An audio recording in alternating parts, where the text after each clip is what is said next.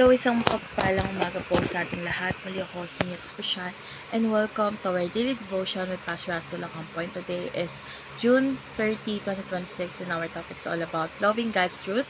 So, our Bible readings for today is all about Amos chapter 7 verse 7 to 13 NI version. Then, Amaziah the priest of Bethel sent a message to Jeroboam, king of Israel. Amos is rising a conspiracy against you.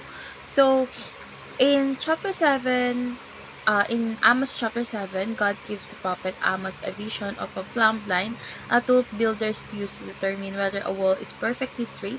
The plumb or plumbed line symbolized God's perfect standard of truth and righteousness. So Israel had become spiritual crook, and God measured the nation according to His holy standard.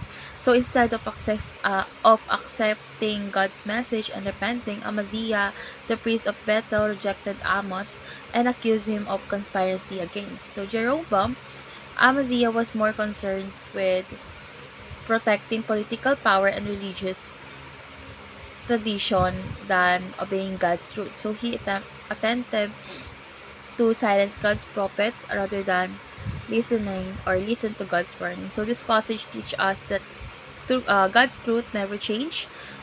People must conform their lives to God's word instead of trying to reshape God's truth to fit their desires. So those who faithfully proclaim God's truth should also accept opposition just as Amos experienced.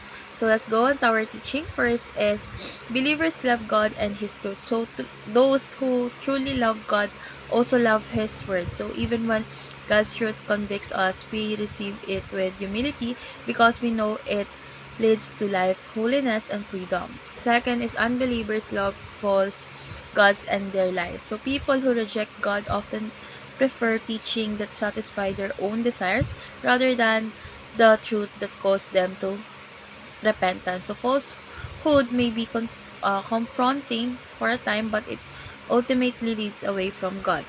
So lastly is those who proclaim God's truth will be hated. So throughout history, God's messengers have often faced rejection because the truth exposes sin. So while the world may oppose those who stand for God's word, believers must remain faithful and courageous. So how do we respond? First is adjust yourself to the truth, not the other way around. So allow God's word to shape your beliefs, attitude, and decisions. Second is choose a bitter truth over sweet lies. So correction may be painful, but it leads to spiritual growth and lasting freedom.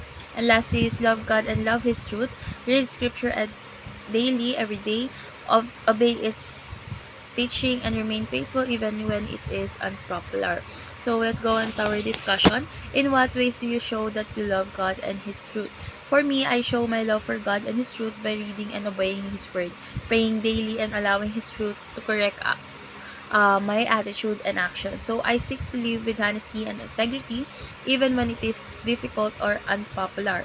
So instead of following what is convenient or accepted by the world, I desire to follow God's will. Loving God's truth means not only believing it but also living it and sharing it with others in love. So let's pray. Lord God, Heavenly Father, thank you for revealing your truth through your word.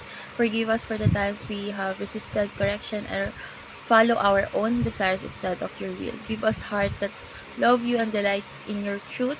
Help us to adjust our lives to your word rather than trying to change it to fit our preference. Strengthen us to stand faithfully for the truth even when we face opposition or rejection. May our lives reflect the character of Jesus Christ, who is the way, the truth, and the life. In Jesus' name we pray. Amen.